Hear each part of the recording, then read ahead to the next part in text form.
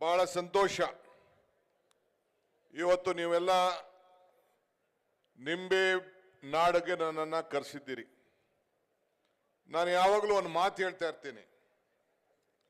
ಈ ವಿಜಯಪುರ ಜಿಲ್ಲೆ ನಿಂಬೆ ಹಣ್ಣಿನ ನಾಡಿಗೆ ಇಲ್ಲಿ ಬಂದು ಬಹಳ ದೊಡ್ಡ ಖ್ಯಾತಿಯನ್ನ ಈ ಒಂದು ಹೆಸರನ್ನ ಪಡೆದಿದ್ದೀರಿ.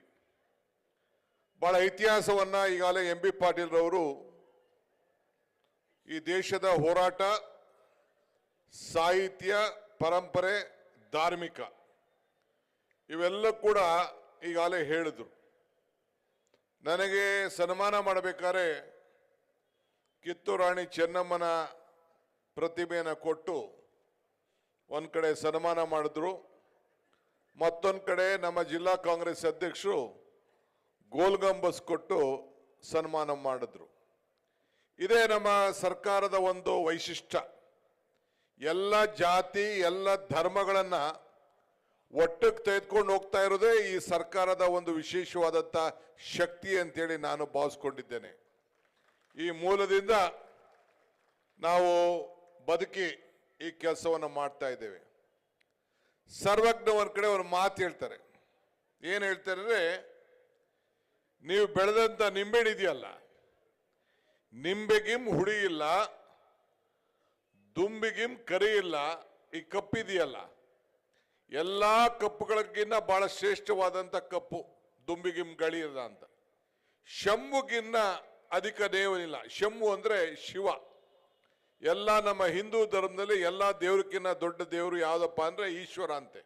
ಅವನಿಗೆ ಶಂಭು ಅಂತ ಕರೀತಾರೆ. ಅಂದರೆ ನಿಂಬೆಗಿಂ ಹುಳಿ ಇಲ್ಲ ಅಂದರೆ ಎಲ್ಲ ಹುಳಿಗಳಕ್ಕಿಂತ ಶ್ರೇಷ್ಠವಾದಂಥ ಹುಳಿ ಮಾವಿನ ಹುಳಿ. ಈ ಹುಳಿ ಎಲ್ಲದಕ್ಕೂ ಕೂಡ ಒಂದು ಕಡೆ ರುಚಿಗೆ, ಒಂದು ಕಡೆ ಪೂಜೆಗೆ, ಇನ್ನೊಂದು ಕಡೆ ದೃಷ್ಟಿ ತೆಗಿಲಿಕ್ಕೆ, ಎಲ್ಲದಕ್ಕೂ ಕೂಡ ನಾವು ಈ ನಿಂಬೆಹಣ್ಣನ್ನ ಉಪಯೋಗಿಸ್ತೇವೆ. ಇದು ಬಹಳ ಶ್ರೇಷ್ಠವಾದಂಥ ಹುಳಿ ಆ ನಿಂಬೆಹಣ್ಣಲ್ಲಿ ಇರ್ತದಂತೆ. ಕೊನೆಗೆ ಏನು ಹೇಳ್ತಾ ಇದ್ರೆ, ನಿಂಬೆಗಿಂ ಹುಳಿ ಇಲ್ಲ, ದುಂಬಿಗಿಂ ಕರಿ ಇಲ್ಲ, ಶಂಭುಕ್ಕಿಂತ ಅಧಿಕ ದೇವರಿಲ್ಲ, ನಂಬಿಕೆಗಿಲ್ಲ ದೊಡ್ಡ ಗುಣ ಇಲ್ಲ ಅಂತ. ಎಲ್ಲ ಗುಣಗಳಕ್ಕಿಂತ ದೊಡ್ಡ ಗುಣ ಯಾವುದಪ್ಪ ಅಂದ್ರೆ ನಂಬಿಕೆ ಅಂತೆ. ಹಂಗೆ ಈ ಒಂದು ಬಿಜಾಪುರ ಮತ್ತು ಬಾಗಲಕೋಟ್ ಒಂದು ದೊಡ್ಡ ಜಿಲ್ಲೆ, ಒಂದೇ ಜಿಲ್ಲೆಗೆ ಎರಡು ಭಾಗ ಆಗಿದೆ. 10 ಜನ ಶಾಸಕರನ್ನು ಕೊಟ್ಟು ಈ ಬಲಿಷ್ಠವಾದಂಥ ಗ್ಯಾರಂಟಿ ಸರ್ಕಾರವನ್ನ ಈ ರಾಜ್ಯದ ಜನತೆಗೆ ನೀವೆಲ್ಲ ಕೊಟ್ಟಿದ್ದೀರಲ್ಲ, ನಿಮ್ಗೊಂದು ಕೋಟಿ ನಮಸ್ಕಾರಗಳನ್ನ ಅರ್ಪಿಸಲಿಕ್ಕೆ ನಾವು ಬಯಸ್ತಾ ಇದ್ದೇನೆ. ನಿಮ್ಮ ಮೇಲೆ, ನಮ್ಮ ಸರ್ಕಾರದ ಮೇಲೆ, ನಮ್ಮ ಪಕ್ಷದ ಮೇಲೆ ನಿಮಗೆ ಅಪಾರವಾದಂಥ ವಿಶ್ವಾಸ. ಇಲ್ಲಿ 2 ಶಾಸಕರು, ಅಲ್ಲಿ 2 ಶಾಸಕರು ಬಿಟ್ರೆ ಬಹುಶಃ 10-14 ಶಾಸಕರ ಪೈಕಿ 10 ಶಾಸಕರನ್ನು ಕೊಟ್ಟು ಈ ರಾಜ್ಯಕ್ಕೆ ಒಂದು ಸುಗಮವಾದಂಥ ಆಡಳಿತವನ್ನು ಕೊಟ್ಟು ತಾವೆಲ್ಲ ಸಹಾಯವನ್ನ ಮಾಡಿದ್ದೀರಿ. ಇವತ್ತು ನಾವು KSRTC ಬಸ್ ಸ್ಟ್ಯಾಂಡ್ಗೆ ನಮ್ಮ ರಾಣಿ ಚೆನ್ನಮ್ಮನವ್ರನ್ನ ಹೆಸರನ್ನ ಇಟ್ಟಿದ್ದೇವೆ. ನಮ್ಮ ಎಂ.ಬಿ. ಪಾಟೀಲ್ ರವರು ಮತ್ತು ಈ ಸ್ಥಳೀಯ ಎಲ್ಲ ಮುಖಂಡಗಳು ಅವರ ಭಾವನೆ ಮೇಲೆ, ನಿಮ್ಮ ಭಾವನೆ ಮೇಲೆ, ನಮ್ಮ ಏನು ರಾಮಲಿಂಗಾರೆಡ್ಡಿ ಅವರು ಇಲ್ಲಿ ಟ್ರಾನ್ಸ್ಪೋರ್ಟ್ ಮಿನಿಸ್ಟರ್ ಬಂದಿದ್ದಾರೆ, ಅವರು ಇತಿಹಾಸ ಪುಟಕ್ಕೆ ಎಲ್ಲರನ್ನೂ ಕೂಡ ತೆಗೆದುಕೊಂಡು ಹೋಗಿದ್ದಾರೆ. ಇಲ್ಲಿ ನಮ್ಮ ಬಿಜಾಪುರದಲ್ಲಿ ರಾಣಿ ಚೆನ್ನಮ್ಮ ಬಸ್ ಸ್ಟ್ಯಾಂಡ್ ಅಂತ ಹೆಸರಿಟ್ಟಿದ್ದಾರೆ. ದೇವರಿಪ್ಪರಿಗೆಯಲ್ಲಿ ಮಡಿವಾಳ ಮಾಚೇಯರನ ಹೆಸರನ್ನ ಇಟ್ಟಿದ್ದಾರೆ. ಸುರಪುರದಲ್ಲಿ ರಾಜ ವೆಂಕಟಪ್ಪ ನಾಯಕ ಹೆಸರನ್ನ ಇಟ್ಟಿದ್ದಾರೆ. ಸಿಂದಗಿಯಲ್ಲಿ ಚನ್ನವೀರ ಸ್ವಾಮೀಜಿ ಅವರ ಹೆಸರನ್ನ ಇಟ್ಟಿದ್ದಾರೆ. ಕೈಲಾಸ ಪಾಳ್ಯದಲ್ಲಿ ಪುರಕೋಟಿ ದೊಡ್ಡಣ್ಣ ಶೆಟ್ಟಿ ಅಂತೇಳಿ ಅವರು ಕೂಡ ಒಂದು ದೊಡ್ಡ ಹಿಂದುಳಿದ ವರ್ಗದ ಒಬ್ಬ ನಾಯಕರು, ಅವರ ಹೆಸರನ್ನು ಕೂಡ ಇವತ್ತು ಇಟ್ಟಿದ್ದಾರೆ. ಹಂಗೆ ಸರ್ವರಿಗೂ ಸಮಬಾಳು ಸಮಪಾಳು ಅಂತೇಳಿ ಎಲ್ಲ ಜಾತಿ ಎಲ್ಲ ಧರ್ಮವನ್ನ ಉಳಿಸ್ಲಿಕ್ಕೆ ಇವತ್ತು ಒಂದು ಇತಿಹಾಸ ಪುಟಕ್ಕೆ ತೆಗೆದುಕೊಂಡು ಹೋಗ್ಲಿಕ್ಕೆ ನಮ್ಮ ರಾಮಲಿಂಗಾರೆಡ್ಡಿ ಅವರು ಅನೇಕ ಕಾರ್ಯಕ್ರಮಗಳನ್ನು ಇವತ್ತು ರೂಪಿಸಿದ್ದಾರೆ. ಇವತ್ತು ನಾವೆಲ್ಲ ಅನೇಕರ ಹಿರಿಯರ ವಿಚಾರಗಳನ್ನು ನಾವೆಲ್ಲ ಮಾತಾಡಿದ್ದೇವೆ. ಸಂಗೊಳ್ಳಿ ರಾಯನ ವಿಚಾರ ಮಾತಾಡಿದ್ದೇವೆ. ನಮ್ಮ ಶ್ರೀಗಳು, ನಿಮ್ಮ ಜಿಲ್ಲೆಯವರೇ ಆದಂಥ ನಮ್ಮ ಶ್ರೀಗಳು ಮೊನ್ನೆ ತಾನೇ ಅವರ ಇತಿಹಾಸ ಪುಟವನ್ನು ನಾವೆಲ್ಲ ಗಮನಿಸಿದ್ದೇವೆ. ಸಿದ್ದೇಶ್ವರ ಶ್ರೀಗಳು ಅವರ ವಿಚಾರವನ್ನ ಚರ್ಚೆ ಮಾಡಿದ್ದೇವೆ. ಬಸವಣ್ಣನ ಪುಣ್ಯಭೂಮಿ ಇದು. ಹಿಂಗೆ ಇತಿಹಾಸಗಾರರ ಸಾಹಿತ್ಯದ ಪುಣ್ಯಭೂಮಿ ಇದು. ಎಲ್ಲ ಧರ್ಮದವರು ಕೂಡ ಇಲ್ಲಿ ಏನು ಒಂದು ಇತಿಹಾಸದ ಇಲ್ಲಿ ಗೋಲ್ಗುಂಬಸ್ ಇದೆ. ಆ ಇತಿಹಾಸ ತೆಗೆದುಕೊಂಡು ಹೋದ್ರೆ ಎಲ್ಲ ಧರ್ಮದವ್ರಿಗೂ ಕೂಡ ಇಲ್ಲಿ ಸಮಾನತೆಯಿಂದ ಕಾಣಂತ ಒಂದು ದೊಡ್ಡ ಶಕ್ತಿ ಇದೆ. ಇವತ್ತು ಬುದ್ಧಿ ಇದ್ದವರು ಇದನ್ನ ಯುದ್ಧವನ್ನ ಗೆಲ್ತಾರೆ, ಗುಣ ಇದ್ದವರು ಹೃದಯನ್ನ ಗೆಲ್ತಾರೆ. ಆದರೆ ಹೃದಯ ಆದರೆ ತಾಳ್ಮೆ ಇದ್ದವರು ಜಗತ್ತನ್ನೇ ಗೆಲ್ತಾರೆ. ಹಂಗೆ ಇವತ್ತು ಶ್ರೀಗಳು, ಅನೇಕ ಶ್ರೀಗಳು ಈ ಬಸವಣ್ಣನ ನಾಡಿನಲ್ಲಿ ಎಲ್ಲ ಧರ್ಮ ಎಲ್ಲ ಜಾತಿಗೂ ಕೂಡ ಸರ್ವರಿಗೂ ಒಕ್ಕಟ್ಟಿನಿಂದ ನಮ್ಮ ಕುವೆಂಪುರವರು ಹೇಳ್ದಂಗೆ ಇದೊಂದು ಬಿಜಾಪುರ ಮತ್ತು ಬಾಗಲಕೋಟೆ ಜಿಲ್ಲೆ ಇದೊಂದು ಶಾಂತಿಯ ತೋಟ. ನಿಮ್ಮ ಯಶಸ್ಸು ನಿಮ್ಮ ಸಂಕಲ್ಪದಲ್ಲಿ ನಾವೆಲ್ಲ ಒಟ್ಟಿಗಾಗಿ ನೀವೇನು ಆಲೋಚನೆಯನ್ನು ನೀವು ಮಾಡ್ತಾ ಇದ್ದೀರಿ. ಇವತ್ತು ನಮ್ಮ ಸರ್ಕಾರ ಕೆಲಸವನ್ನು ಮಾಡ್ತಾ ಇದೆ. ಅನೇಕ ಮಠಮಾನ್ಯಗಳು ಕೂಡ ಇವತ್ತು ಎಲ್ಲ ಧರ್ಮದವ್ರಿಗೂ ಕೂಡ ಸಮಾನತೆಯನ್ನ ಇವತ್ತು ಮಾಡಿಕೊಂಡು ಇದೊಂದು ಧಾರ್ಮಿಕ ಮತ್ತು ಸಾಂಸ್ಕೃತಿಕ ಆದಂಥ ಕೇಂದ್ರ ಅಂತೇಳಿ ನಾನು ಭಾವಿಸ್ಕೊಂಡಿದ್ದೇನೆ. ಇವತ್ತು ಬಹಳ ದೊಡ್ಡ ಜನ್ಮಭೂಮಿ. ಹಿಂದೆ ಕೂಡ ನಾನು ಶಿವಾನಂದ ಪಾಟೀಲರ ಕ್ಷೇತ್ರಕ್ಕೆ ಆ ಪವಿತ್ರವಾದಂಥ ಭೂಮಿಗೆ ಭೇಟಿ ಮಾಡುವಂಥ ಒಂದು ಭಾಗ್ಯ ಇತ್ತು.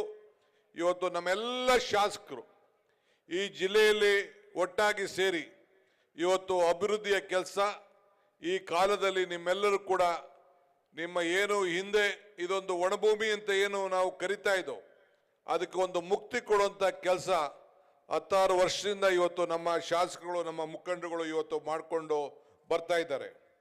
ಅನೇಕ ನಿಮ್ಮೆಲ್ಲರ ಕನಸು ದೊಡ್ಡದಾಗಿರ್ಬೋದು, ಆದರೆ ಅವರು ನಮ್ಮ ಶಾಸಕರುಗಳು ಮಾಡ್ತಾ ಇರೋಂಥ ಪ್ರಯತ್ನ ಇದೆಯಲ್ಲ, ಆ ಪ್ರಯತ್ನ ನಿಮ್ಮೆಲ್ಲರ ಬದುಕಿನಲ್ಲೂ ಕೂಡ ಇವತ್ತು ಕಬ್ಬು ಇರ್ಬೋದು, ನಿಂಬೆಹಣ್ಣು ಇರ್ಬೋದು, ದ್ರಾಕ್ಷಿ ಇರ್ಬೋದು, ಎಲ್ಲ ಪದಾರ್ಥಗಳನ್ನು ಇವತ್ತು ಬೆಳೆದು ಈ ರೈತನ ಬದುಕನ್ನು ಹಸನು ಮಾಡಲಿಕ್ಕೆ ಇವತ್ತು ಪ್ರಯತ್ನವನ್ನ ಮಾಡ್ತಾ ಇದ್ದಾರೆ. ಬಾಬಾ ಸಾಹೇಬ್ ಅಂಬೇಡ್ಕರ್ ಹೇಳ್ತಾರೆ, ಇತಿಹಾಸವನ್ನ ಮರ್ತವನು ಇತಿಹಾಸವನ್ನ ಸೃಷ್ಟಿ ಮಾಡಲಿಕ್ಕೆ ಸಾಧ್ಯ ಇಲ್ಲ ಅಂತೇಳಿ. ಹಂಗೆ ಇವತ್ತು ಇತಿಹಾಸ ಪುಟಕ್ಕೆ ನಾವು ಮರ್ತರೆ ನಮಗೆ ಬಹಳ ಈ ಒಂದು ಯಾರ್ಯಾರು ನಮಗೆ ಸಹಕಾರವನ್ನು ಕೊಟ್ಟರು ಅವ್ರನ್ನೆಲ್ಲ ನೆನೆಸ್ಕೊಳ್ಬೇಕು ಅಂತೇಳಿ ಇವತ್ತು ನಮ್ಮ ಜಿಲ್ಲಾ ಎಲ್ಲ ಮುಖಂಡರುಗಳು ಹಿರಿಯರನ್ನ ಇವತ್ತು ಕರೆಸಿ ಅವರಿಗೆ ಸನ್ಮಾನ ಕೂಡ ಇವತ್ತು ಮಾಡೋದನ್ನ ಇವತ್ತು ನಾವೆಲ್ಲ ಗಮನಿಸಿದ್ದೇವೆ. ಮರಕ್ಕೆ ಬೇರು ಎಷ್ಟು ಮುಖ್ಯನೋ ಮನುಷ್ಯನಿಗೆ ನಂಬಿಕೆ ಕೂಡ ಅಷ್ಟೇ ಮುಖ್ಯ. ಹಂಗೆ ಇವತ್ತು ನಮಗೆ ದೇವ್ರು ಕೊಟ್ಟಿರೋದು 2 ಆಯ್ಕೆ, ಒಂದು ಕೊಟ್ಟೋಗೋದು, ಒಂದು ಬಿಟ್ಟು ಹೋಗೋದು. ಆದ್ರಿಂದ ಇವತ್ತು ನಾವೆಲ್ಲ ಈ ಸಂದರ್ಭದಲ್ಲಿ ನಮ್ಮ ಸರ್ಕಾರಕ್ಕೆ ಇದ್ದಂಥ ಸಂದರ್ಭದಲ್ಲಿ ನಿಮ್ಮೆಲ್ಲರ ಸೇವೆಯನ್ನು ಮಾಡಿಕೊಂಡು ನಾವು ಬರ್ತಾ ಇದ್ದೀನಿ. ಎಲೆಕ್ಷನ್ ಟೈಮಲ್ಲೂ ನಾನು ಕೆಲವು ಕ್ಷೇತ್ರಗಳಿಗೆ ನಾನು ಬಂದಿದ್ದೆ. ಇಲ್ಲಿ ಬಂದಾಗ ಒಂದು ಮಾತು ಹೇಳಿದೆ, ಕಮಲ ಕೆರೆಯಲ್ಲಿದ್ದರೆ ಚಂದ, ತೆನೆ ಹೊಲದಲ್ಲಿದ್ದರೆ ಚಂದ, ಈ ದಾನ ಧರ್ಮ ಮಾಡುವ ಕೈ ಅಧಿಕಾರದಲ್ಲಿದ್ರೆ ಮಾತ್ರ ಚಂದ ಅಂತ ಒಂದು ಮಾತನ್ನ ಹೇಳಿದ್ದೆ ನಾನು. ಈ ದಾನ ಧರ್ಮ ಮಾಡುವ ಕೈ ಅಧಿಕಾರಕ್ಕೆ ಬಂದದ್ಕೆ ಇವತ್ತು ಇಂಥ ದೊಡ್ಡ ಐತಿಹಾಸ ಪುಟಕ್ಕೆ ಸೇರಂತ ಕಾಮಗಾರಿಗಳನ್ನ ಇವತ್ತು ನಾವು ಮಾಡ್ಕೊಂಡು ಬರ್ತಾ ಇದ್ದೇವೆ. ಇವತ್ತು ನಿಮ್ಮ ಜಿಲ್ಲೆ 2 ಜಿಲ್ಲೆ ಇವತ್ತು ನಾನು ಇಲ್ಲಿ ನೀರಾವರಿ ಸಚಿವರಾಗಿ ಕೆಲಸ ಮಾಡ್ತಾ ಇದ್ದೇನೆ. ಹಿಂದೆ ಕೂಡ ಕೆಲವು ಕಾಲದಲ್ಲಿ ನೀರಾವರಿ ಸಚಿವನಾಗಿ ಕೆಲಸ ಮಾಡಿದ್ದೆ, ಈಗ ಕೂಡ ಕೆಲಸ ಮಾಡ್ತಾ ಇದ್ದೇನೆ. MB ಪಾಟೀಲ್ ಅವರು ಕೆಲಸ ಮಾಡಿದ್ರು. ಇವತ್ತು ನಿಮ್ಮ ಜಿಲ್ಲೆಯಲ್ಲಿ ಕೃಷ್ಣ ಭಾಗ್ಯ ಜಲ ವಿಭಾಗದ ಏನು ಈ ಕೆಲಸವನ್ನ ತೆಗೆದುಕೊಳ್ಳಲಿಕ್ಕೆ ಏನು ನೆನಗುದಿಗೆ ಇವತ್ತು ಬಿದ್ದಿತ್ತು. ನಾನೀಗ ಮಂತ್ರಿ ಆದಮೇಲೆ ಸುಮಾರು 37,700 ಕೋಟಿ ರೂಪಾಯಿ ಕೆಲಸವನ್ನ ಈ ಜಿಲ್ಲೆಗೆ ಮಂಜೂರು ಮಾಡಿ ಈ ಕಾಮಗಾರಿಗಳನ್ನು ನಾವು ತೆಗೆದುಕೊಂಡಿದ್ದೇವೆ. ಅದರಿಂದ 1,19,000 ಹೆಕ್ಟೇರ್ಗೆ ಭೂಮಿಗೆ ನೀರಾವರಿಯನ್ನು ಕಲ್ಪಿಸ್ಕೊಳ್ಳುವಂಥ ಕೆಲಸವನ್ನ ನಾವು ಮಾಡ್ಕೊಂಡು ಬರ್ತಾ ಇದ್ದೇವೆ. ಈಗ UKPA 3ನೇ ಹಂತ ಇವತ್ತು ನಾವು ಈಗಾಗಲೇ 21,000 ಕೋಟಿ ರೂಪಾಯಿ ಕೆಲಸವನ್ನ ಈಗಾಗಲೇ ನಾವು ತೆಗೆದುಕೊಂಡು ಈಗಾಗಲೇ ಕಾರ್ಯಕ್ರಮವನ್ನು ನಿಮ್ಮೆಲ್ಲರೂ ಕೂಡ ಇವತ್ತು ನೀವೆಲ್ಲ ಅನುಭವಿಸ್ತಾ ಇದ್ದೀರಿ. 3ನೇ ಹಂತ 80 TMC ನೀರು ನಿಮಗೆ ದೊರೀತದೆ. ಈಗ ನಾನು ಅದನ್ನ ನೋಟಿಫಿಕೇಶನ್ ಮಾಡಬೇಕು ಅಂತ ಹೇಳಿ ಕೇಂದ್ರ ಸರ್ಕಾರದ ಮೇಲೆ ಒತ್ತಡವನ್ನು ತರ್ತಾ ಇದ್ದೇವೆ. ಆದರೆ ಕೇಂದ್ರ ಸರ್ಕಾರದವರು ನಮಗೆ ಇದಕ್ಕೆ ಸಹಕಾರ ಕೊಡ್ತಾ ಇಲ್ಲ. ಅಕ್ಕಪಕ್ಕ ರಾಜ್ಯದವರು ಇವತ್ತು ನಮ್ಮ ಮೇಲೆ ಅನೇಕ ದಾವೆಗಳನ್ನು ಹೂಡಿ ಅಡ್ಡವನ್ನು ಮಾಡುವಂಥ ಪ್ರಯತ್ನವನ್ನು ಮಾಡ್ತಾ ಇದ್ದಾರೆ.